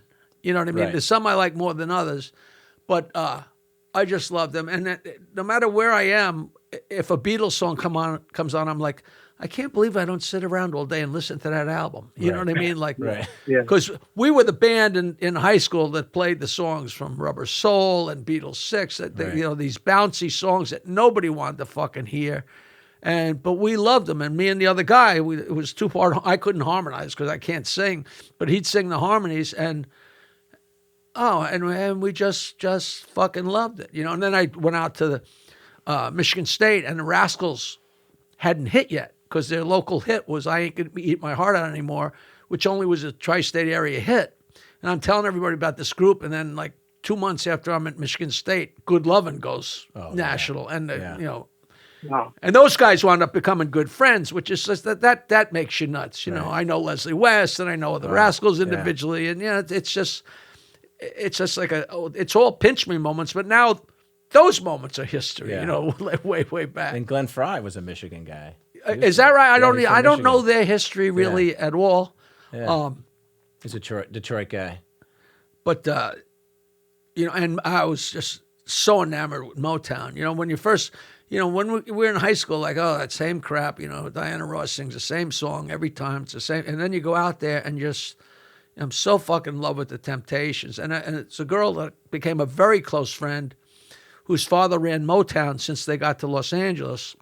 So he was all involved in, he's one of the characters in the Ain't Too Proud. Right. Have you gone to see it? It's an amazing show, amazing Broadway show. I've seen the ads. But those songs, enough of those ads, but they're coming out of your ears. But those songs are so fucking good. Yeah. But James Taylor's it's got a lot to do with where you are. Right. The first Carole King album, and the first James Taylor album, and the first Blood, Sweat, and Tears album, and the first Bee Gees album, Yep. Jesus, John, I'm so old. I go back to 4-track players, and people tell me I'm crazy. There was literally, in your car, they had 4-track players. Not 8-track. This is 4 tracks. The 8 tracks was the new thing. Right. And people they've been telling me for 40 or 50 years that I'm out of my mind. Finally, there's web and there's Google. And if you look at 4-track, some guy had it invented because he wanted to sell more used cars. Right. And he had a zillion of these things. He must have given it to Columbia Record House, and they passed them out. And it was a whole different device. Right. And then all the records got released on 8-track, and then cassette. And it was, the first time you hear Hendrix. Oh, yeah. First time you hear video. When I was in college, they actually, there were narcos, guys that went and told the police if somebody had pot. Yeah, they were narcs. And they used to actually walk around and ask, who's got that Vanilla Fudge album? Because they knew if somebody had that first Vanilla Fudge album, they're probably smoking pot, which is so silly. It's so great. Who's got Led Zeppelin? That's funny. In your documentary that's coming out, is Howard make an appearance in it? No. He would never be in it. Nobody's in it except Stuttering John. Okay. And Billy West. Okay. But, I got some interesting people. Penn Jillette's in it, and Willie Nelson's a good pal. And Mark Cuban, hopefully. Yeah, and we'll get that. That's the one guy we haven't gone to. And my ex-manager, Rory Rosegarten's in it, my ex-wife. And it's fun. It was an interesting ride. I didn't even ask Howard. I know he would say no, but So you guys, I mean, and you, I mean, he's not going to say thanks to Jackie. Right. I was a lot funnier for a couple of years. That. Because I've gone back and you still talk about it. I mean, that was a huge part of your life, but you guys obviously had a. Yeah, well, you have a boss, you have a job, you say you want more money, the boss says no, and you leave. That's the it. American It came way. down to money. Like it Everybody always would love does. it to be a lot more intriguing than that. Yeah. And there's much more to it for Right. whatever reason. But if you get to a point where you're asking for a raise, and if you don't get your raise, you're willing to leave. Right. It's never just the money, Right. My wife thinks Yeah. the boss has ugly fingernails, whatever. That's too funny. But people always wanted it to be a lot more intriguing than it really was, and people like, oh, you didn't go to work on him in the book, you didn't go after. That's not me, Right. I'm a gentle guy. I'm not, and my complaints about him are so subtle, Right. that people be like, get a life, It wasn't about credit. It was a bully situation. I don't know about you, but you don't beat your wife. But if you're standing next to a guy and he's Not beating his anymore. wife, right? If you're standing next to a guy and he's beating his wife or mistreating his wife, Right. it's none of your business. But you don't need to be there, Right. And I'm not. I'm making a ridiculous No, I know. analogy. But I what I'm know. saying is, if people are not being treated, Yeah. so. But it was a great ride, though. Oh right? fuck! I still Yeah. and I went back and did eight years of Jackie's Joke Hunt, which was an hour of filthy jokes once a week on Howard's. That's right. On Howard 101, which was That's right. just, That's on the Sirius XM. and that's that right. was just Yeah. fucking killer. But I'm still just going out and doing my stupid shows. Documentaries coming out, which is going to be so fun. I can't wait. Is that going to go to? Well, like a hopefully we're going to get Netflix it into or, film festivals. Oh, great. And well, maybe the North Fork TV Fest. oh, where- absolutely. And then I'll stand up there and do Q&A afterwards, love and it. everybody's going to have a million questions. We're submitted to Sundance. I'm sure we won't get in, but it's That's exciting fantastic. just to be submitted. Oh man. Yeah, It's submitted as a Go work for in it. progress, But all you got to do is hit a couple fans, or somebody says, you know what? All these documentaries at Sundance are so fucking serious. Yeah. Maybe it'd be fun to have a light, Oh, crazy yeah. one, a few laughs. Yeah, that's right. Yeah, a lot of those movies, like I have seen a couple of those movies that come out of Sundance. They usually go to those kind of like those garden cinemas, and they're just too intense. Oh, yeah. you know? It's great. And, Yeah, and they're well done, but you have to check razor blades at the door because you literally want to slit your wrists. All right, now after look, switch gears here. So I know nothing about you, and I didn't go looking about it because I want to know about you. Where Oh. how old are you? Is it legal to interview the interviewer? Yeah, I hope so. How old are you? I'm 16. So you're 2 years older than me. Well, John and I, as you know, we play in the band The Simple Radicals, and we brought you some swag. Brought you the hat. I 'cause will you gave wear me the some hat. swag. I know you don't wear a hat. We got you a shirt. I live for the shirt. I live for the shirt. Let me see. Got the T-shirt, and we got you our latest CD album, New Revolution, which we played the tracks on the that party at the film festival, and of course, don't forget the custom guitar pick. Okay, I gave you know. my guitar picks, right? In the I got your card? guitar picks on your business card. Thank you. That's great. fantastic. So you graduated from Indiana? Yeah, graduated from Indiana, and John, where'd you graduate, man? Illinois State. Illinois State. So we're both Midwesterners And you were from Chicago? from Chicago. Yeah, Yeah. Still born and raised, and It's so much fun there. It's a great city. Love the city there. All my family's still there, and everybody. Yeah, and we've been working on this project for about a year, and the album came out in the summer, and it's doing great, and we're loving it. And we started this podcast, Bands We Want to Open For, and it was when I met you and Kenny, of course, Kenny, who's from Factory Underground and plays bass with us right now.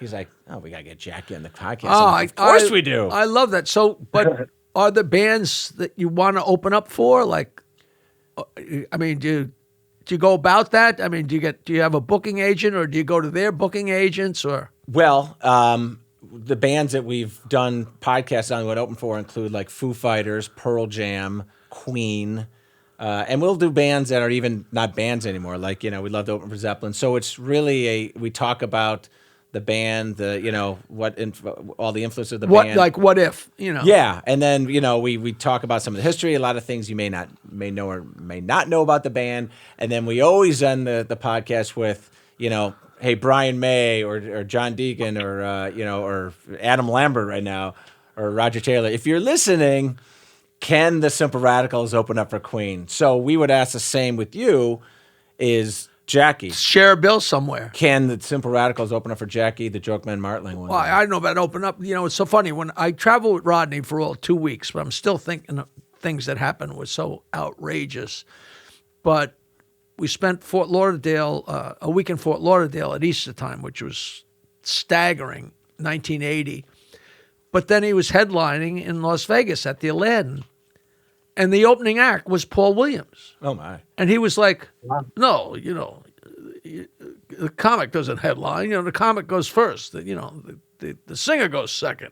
So Paul Williams was thrilled to his tits that Rodney went on first. But that's what Rodney says, show business. That's how you do it. So we wound up having a great time and hanging out with Paul Williams. And we spent a Sunday afternoon, more cocaine than I've ever seen in my life. And that, and Paul quit everything like a couple of years later. Wow. And it was funny, like 5 years or 10 years ago, I sent him an email and said, hey, Paul, this is Jackie Martling. I don't know if you remember me. He said, we spent an afternoon out of our minds with Rodney Dangerfield, and I'm not going to remember you? What are you, fucking crazy? And so he's a nice guy. And he knows, who's a neighbor of mine is Jimmy Webb. Oh, my gosh. Lives right down the street. Wow. It was so funny because I'm walking down the beach, and I ran into these guys, these local rock and roll stars. The Alessi brothers, I don't know if you ever heard of them, but they had the hits or whatever. And I see them, what the hell are you guys doing? Oh, our mother lives right here in Washington. And Jackie, do you know Jimmy Webb? I said, hi. And Jimmy, this is Jackie. And Jimmy Webb says to me, the Jackie Martling? And I'm like, wait 1 fucking minute. I tell you, man. You wrote by the time I get to Phoenix, and you're asking, am I the Jackie? So he wound up coming over a couple of New Year's Eves and having steak, and he's a real good character. That's so cool. That's so cool. You know. So what you're performing all that. So and then are you still doing your Twitter joke at 4:20? Every day at 4:20. Every day at 4:20 Eastern time. Tweet jokes so I can sneak in a plug. I've had 516-922 wine, which is my dirty dial joke, for 40 years. And you're still doing it. You know, I don't. For 7 years, we changed it every day. Wow. We had 10 machines in my mother's attic. It's really not a believable story. You had to be there. And then Rick Dees got a hold of it and started putting it on his weekly top 40. And he used to tell his audience that 516-922-9463, he used to tell people that was Tom Selleck's home phone number. And the thing used to go nuts. And he was the guy who named me Jackie the Joke Man. That's so funny. And that actually got me the thing, you know, producing the shows at Governor's Comedy Shop on Long Island. And it's been very haphazard, hit or miss. You know, I sent my comedy albums to everybody in the world. And I heard your website? Jokeland.com. Jokeland.com. It basically just has where I'm working. Okay. You know, do you have any upcoming gigs coming up that you want? When does this? Do you post this in a month, in a day? Yesterday? This will probably go out in the next week or so, I'm guessing. So maybe week to 10 days. So if not sooner. And your listeners are wherever. They're all across. It's on the web. So well, I got not Jimmy Webb, but the World Wide Web. So what do I got? Well, I'm in Manasquan, New Jersey, at the Algonquin Arts Theater on November 9th, Saturday, November 9th, and that's a big gig. That's a nice old vaudeville house, and that's with Rich Harkaway, and that's the kind of place where we'd work together if we found ourselves a place. And then I got 3 gigs on Long Island in Lindenhurst at the Studio Theater on Saturday the 23rd, at my father's place the night before Thanksgiving, Wednesday the 27th, and then I'm working someplace in Jim Thorpe, Pennsylvania. The Mouch Opera House in Jim Thorpe, Pennsylvania. Wow. That's a handful. Hold the gun to my head, and then I'm working at McGuire's Comedy Club on Long Island on December 7th, which is always the great. And I always work the first week of January at the Meisner Theater in Boca Raton, and there's more and more Long Island Jews and Italians there every year, so every year it gets a little more crowded. Fantastic. And and I do podcasts wherever. I did Gilbert Gottfried's podcast a couple of weeks ago with Billy West from the Stern Show. Yeah. And people were saying it's the craziest, funniest thing they ever heard. I love And, so I bounce around. I do radio in the city. Jim Kerr on Q104 and Mark Simone on 110. ABC, and he's a Trump guy, but we don't. I've known him for 40 years, so we don't talk politics. I tell dick jokes, and he tries to get me to shut up, and I don't. And, well, we're playing at the Cutting Room on December 14th. I have that in my book, and we would love to have you come. Well, I want to come up and introduce you, unless you got a bigger, better deal. Oh, I don't know. There's great. it'd be the Jackie Martin. Not tell jokes. So just go up and say these are my new friends. Blah, I blah, love blah. that. Johnny, you cool with that? That'd be awesome. I love. They're very good friends. Steve Walters are really, really great. We work with Steve. In fact, when my album came out, we did a live show doing those songs at the Cutting Room, at the last location.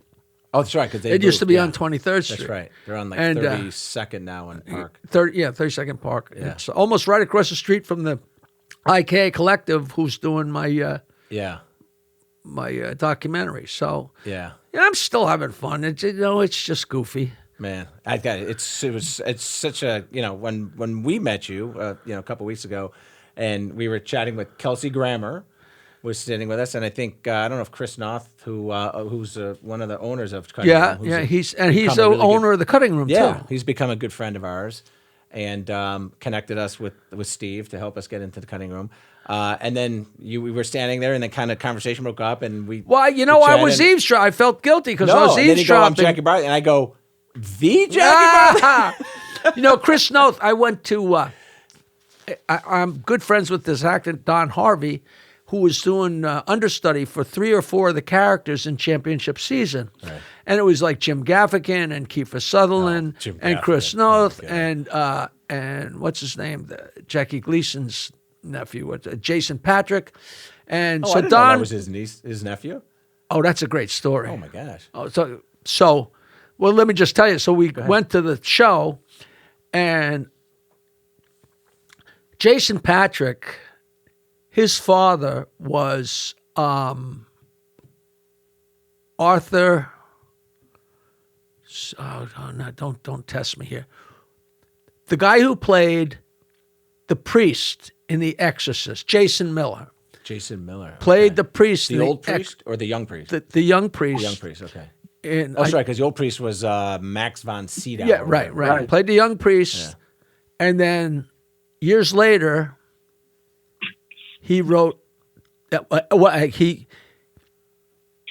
He was an actor that played the priest in The Exorcist, and then he married Jackie Gleason's daughter. Oh my God! And Gleason disowned his daughter because he didn't want her marrying an actor or a priest. And then years later, Jason Miller wrote that Championship season. Oh my gosh. So then all these years later, they're doing a reprise of the play.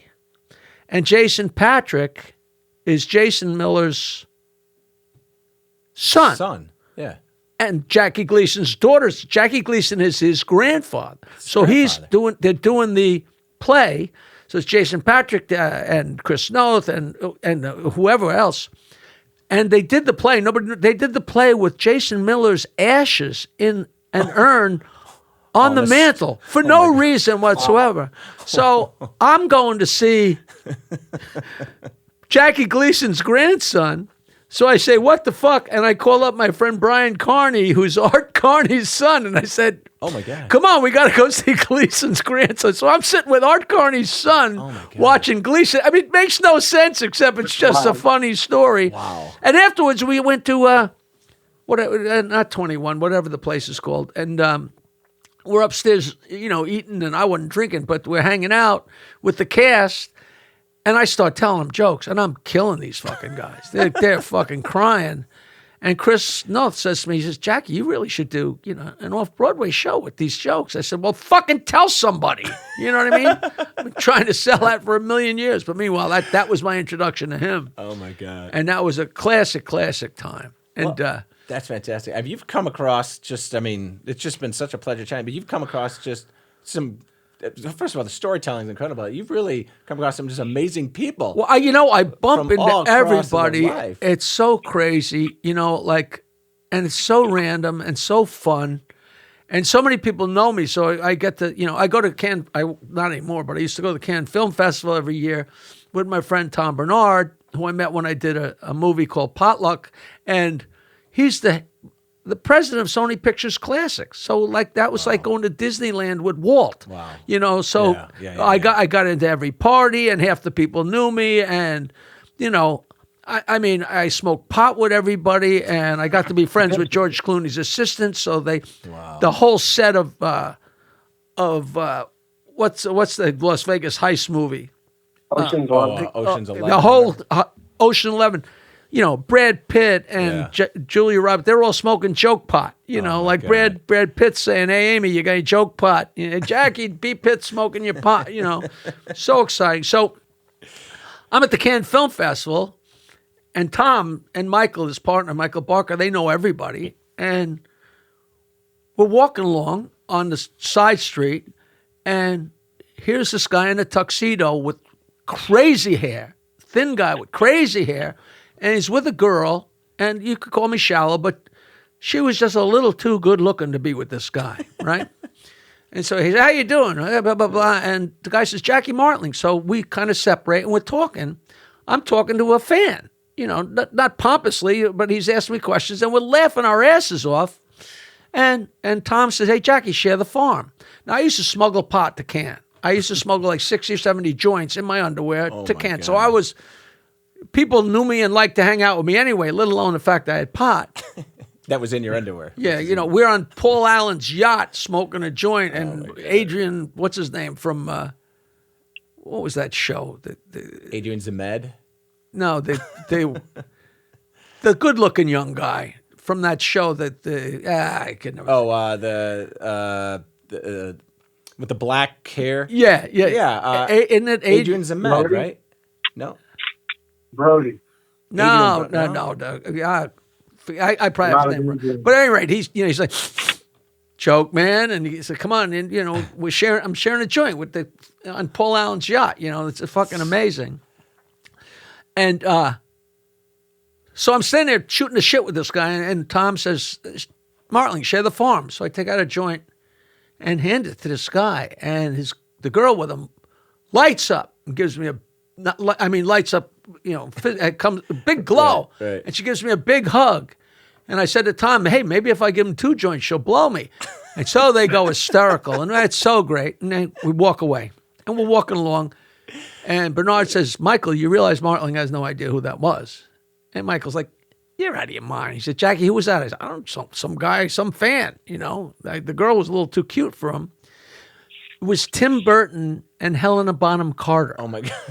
And he was there because he was the head of the jury. That's funny. And they both had the same hair, It was so hysterical. So the next year, we're on Paul Allen's yacht, and Burton's up there talking to Paul Allen while his band. He had his yacht there just so his band could play. He was a sensational guitarist. Oh, it's just a character. Yeah. I'll show you some little snips of video of him playing on his boat, and I just jumped on stage and walked over and just said, "Tim," and I handed him a joint. I said, "I just wanted to make it 2 years in a row," and I walked away. That's so funny. That's so funny. Great. When I was at Fox, they had these. We used to go to these conventions, and they had this. For a couple of years, they did this Battle of Band Sings, where people in the television industry would, put a band together and do it. And one year, Paul Allen had his band because he owned a cable company, so he had his band. He brought in these professional session musicians. Unbelievable, got like Skunk Baxter and people. Yeah. I mean, and he's playing like Hendrix and and all that. And he went on before us, and then we went and we were going around saying, "Yeah, Paul Allen's band opened for us." That's so great. So part of our show is we play one of our tunes and all that, and you probably haven't heard the whole Simple Radicals album, but there's a scene right there. I don't even know what I heard that night. People would run around. So pick one of the tunes, any of them. Pick one of the tunes, and that's the song we're going to play. You want to hear it now, but of course you will hear it on the show. So you can just point to one of the tunes, and that's the one that we're going to play on the show. Any of them are not bad. It has to be The Optimist. The Optimist is a great tune. That's me. So you said you're at 5. Tell me what you did. I know you're involved somehow in the media, but I have no idea. Oh, so When you were at Fox, doing what at Fox? yeah, so I've worked at MTV, I've worked at the NFL, I've worked at Fox, and so basically I was working in what's called content distribution, so that the network themselves and all the content associated with those networks kind of went through me, and I would So the distribution arm. exactly do all the Wow. distribution. Yeah, and been a musician my whole life, and working on this, been working with John on this Simple Radicals project, and just having a blast. So and, that's what your heart is in there. oh yeah, yeah, and gotten to meet people like you is just we're just having more fun. Than You know, anything. I just it's still the skeleton in my closet. My wife used to always say, when you wind up making a real lot of money, it's going to be from your songs. You know, she Yeah. still says that after the millions I made with Stern. You know, Well, which, we heard the which album. came we heard, and we went. heard happy endings, and we Yeah, no, it ain't and gonna great be that. musicians and great everything. Yeah, but it's such a love. You know, It's a yeah. love. We'll figure out a way to do a gig. Where do you guys? Now he's in Chicago, but he comes out here when you have a gig. We have I'm based out east, but John and our drummer Griff are based in Chicago, and we work in Kenny right now on bass and all that. But we travel. We've traveled into Michigan. Put together a show All right. in Chicago at some little theater. Say your band and Jackie the Joke Man. Done. We're friends. I'm sure I could get some radio promotion out there, and it would just. There's enough Chicago fans left that man. I'll be able to pull my weight. Let's and do I it. don't care if I make a nickel. Let's just go have some fun. Johnny, are you game? Game. Done. You All know, right, we're if you gonna want to work be on that. really assholes, we'll make it for charity, and then No, Oh. no, that's cheating. I always think that's cheating. absolutely. Yeah. That'd be a great idea. Let's do that. Well, this has been fun. Thank you for taking the drive over here. I fucking love it. You know, I'm just getting started, so we could do this forever. Now, I want to tell you that the story that Stephen Lang, Yeah. that's his name, the actor. I had a couple of words in some other movie. It was a great movie, and I went to the Toronto Film Festival just because I had like a few words in this. And Stephen Lang was the hero in White Irish Drinkers. He's one of the great New York stage actors. The whole world knows him in that Right. genre. Right. And he comes over and he says, "All right, Martling, here's a story for you." He said, I don't know the year. I should know, but I haven't told the story in a while. It's like 1965. Right. And there's a movie, Ship of Fools. Okay. And it's like a boat full of Jews, and they want to land on the mainland of Europe, I think. 65 is when it came out, okay? Right. But it must be during World War II, after, before. That doesn't really matter. The point is they want to land, but the whole movie is narrated by a dwarf. Michael, now I got to think of his name. I'll think of it. But he was the dwarf that was in Wild Wild West. Remember the Wild Wild West was a TV show. Oh yeah. And the hero, the Wild Bill Hickok guy, had a assistant who was this dwarf, Michael. I can't believe it's not coming to me. Okay. But he's a dwarf, and dwarfs are by their nature are short and angry and drunk. Well, there was always a dwarf on Howard show And too, right? yeah, Hank, right? Yeah. Yeah. So this guy, Michael, whatever his name was the shortest and the horniest, and they're all horny, angry, drunk, mean, crazy, and he Sounds like the male race. narrated the whole movie.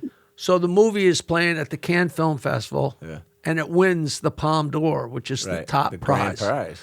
So there's a huge party to celebrate the film. And Claudia Cardinelli is either in the movie or she's there at the party. And she's in high heels and she's reeking of perfume and dripping of expensive jewelry and a low-cut gown with high up, Yeah. huge thighs, just emanating just sex. Sexuality. It's just frightening. And Michael, oh God, Jackie, what's his fucking name? Michael.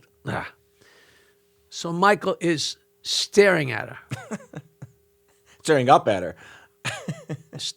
and he just getting drunker and hornier, Oh, no. drunker and hornier. And finally, after a couple hours, he goes up to her and he says, Claudia, I'm gonna fuck you. She looks at him and she says, Michael, if you do, and I find out about it.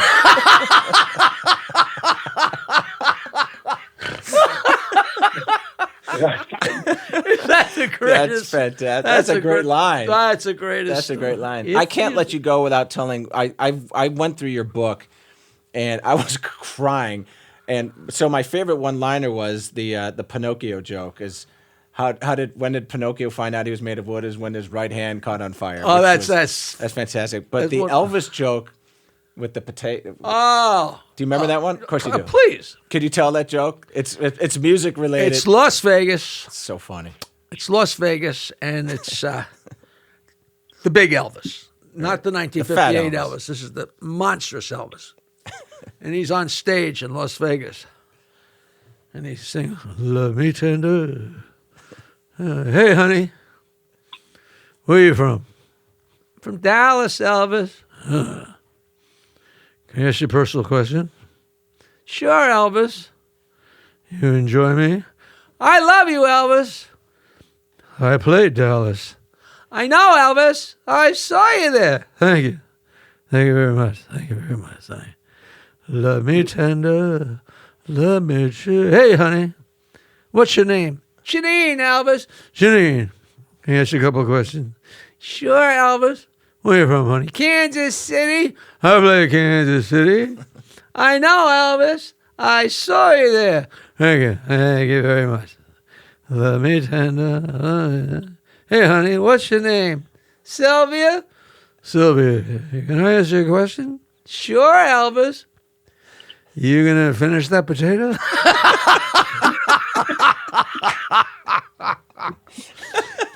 Did I send you any video? Did I send you the video of me on stage with Les? No, I don't telling think I a saw story. That. No.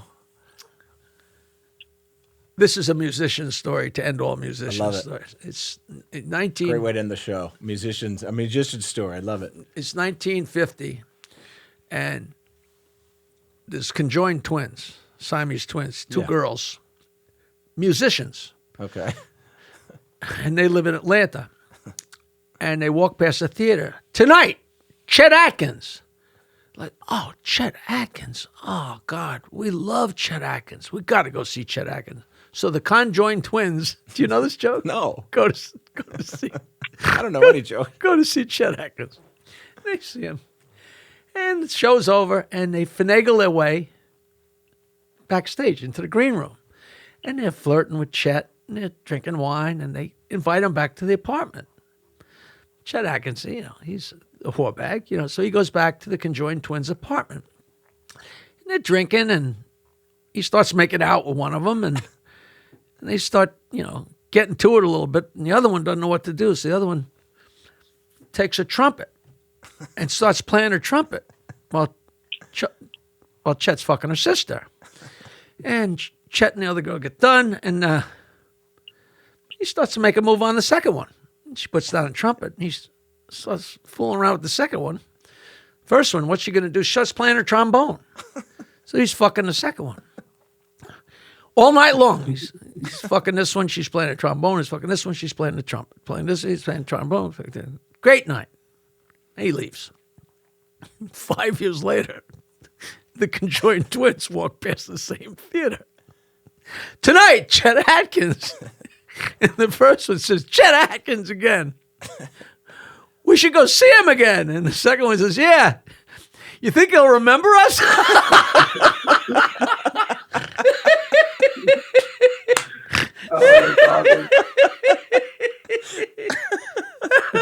My cheeks are hurting. How great is that? I can't say it. Jackie, this was such a freaking great time, man. Hey, anytime. Let's do it again. We got to have you back. This was so fun. I would love that. Maybe we'll come up with a theme, or maybe if you got listeners, you could say, listen, folks, if you enjoyed me with the boys here, and you got Howard Stern questions or comic questions or joke questions, email the guys. Absolutely. And I'll come back because you can read one of the questions and I'll talk for 2 hours. Then we got do another it. show. That's one other thing. I answer every email. Wow. Jokeland at AOL.com. Wow. Jokeland at AOL.com. God, the guy from the Vince Russo from the wrestling thing it was such a great podcast with him, and I gave out my email address. And I got like 20 emails, and he didn't post it yet. That was just from the people working in the podcast place. Because people are curious. They don't care about me, but they want to know what the fuck went on, Well, you might get a few emails from these guys here. So I would love that. So it's jokeland at AOL.com. Jokeland at AOL.com. And please, you want to talk about karma. At some point, we rented a little house. We bought a little house. It was next to another house we bought. We're going to have a compound. I had all these dreams. We couldn't rent the house. So we said, all right, you know what? We'll just put our office in there. There was a huge flood in Bayville. We lost everything. Let's put the stuff in this house. And somebody called and said, do you guys want an intern? And there was a disabled kid. I think it was polio, that went to post-college. He was a big Stern fan. Right. And he said, I'd like to be an intern, and I want to book you guys. So he booked me and Gary at post-college, and post-college would only give him a small room. And there was a line, a double, around the block, 500 people they turned away. Yeah. And the room seats so 50. that made impression in the guy's head. And he worked for us, I guess, for 6 months. I don't remember. Wow. He was such a nice kid, but I've always been so nice to everybody. And there's a guy working for us for free who's disabled. Wow. So, my friends are breaking my balls. My friend JR used to say, hey, how's your inspiration? I'm like, fuck you. He's a nice kid. A couple weeks ago, maybe a couple months ago, speaking of, this is, you can't make this up. I just told you that joke. He's a disabled kid that worked for me as an intern. He wrote, Jackie, I don't know if you'll remember me. Because you have thousands of disabled kids, interns. Right. But he was so inspired when they would turn all those people away in the ensuing 30, 40, however many years it's been. He now owns and books movie theaters all over the East Coast. No way. And he says, maybe someday we could do so. I said, I got a fucking documentary coming out. Oh. And so he's chomping at the bit to help us. And that's just direct karma. Oh, man. You know, he owns he got some theaters in Florida, some theaters in New York City and upstate, which is just like, you couldn't make that shit up. When you're a good person, man, good things happen to you. He's a very nice guy. Yeah. So I better shut up or I'll never shut up. No. Well, we're going to do this again. Absolutely. We're going to have you back and we're going to do this again. This is fantastic. Why don't you email me this album? I'm sure you have it. I will. I'll email you the drop because you got Dropbox. I'll send you all the tracks in Dropbox. Yeah, that's much easier. And we'll send you the link to this podcast if you want to post it on your social media. Send it to me and tell me what and how to post it. Done. And these guys know what they're doing. And when you post this, I always yell at people to spell my name exactly right. Okay. I mean, you're a brilliant, we got your books here, astute guy. If you worked in distribution and everything, people don't understand that, my name, the Joke Man in quotes, 3 words, capitalized, that's my logo. That's me. That's you. Joke Man, small caps, all run on. It makes a fucking difference. I know it's stupid. All right, now we'll make sure we'll put this correctly. This is fantastic. Well, and of course, we'll see you on December 14th at the Cutting Room. And I promise you we'll have a good time. Oh, yeah. And let me just show all these books because this will be posting. This is... Yeah, everything's available. My audio, my joke book's available in audio. Don't forget the CD. And audio and... See, there's Willie. Oh, there's a picture of Johnny. Willie and me have been changing jokes for 20 years. Oh, there's the night. Look. Oh, there. You and Keith and Les Paul. Wow. Is my guy. Paul, cracking up. My guy. That's so funny, man. Jackie can't thank you enough, man. Thank you. Johnny, thank you. Guys in there, thank you. Thank you. And for all you radical listeners out there, another phenomenal podcast. And keep rocking and stay radical, and we'll see you next time. Hey, thanks for tuning into Bands We Want to Open For, sponsored by Factory Underground Studio. If you liked what you heard, follow us on social media at Simple Radicals and tell us what band we should open up for next time. Tune in next week.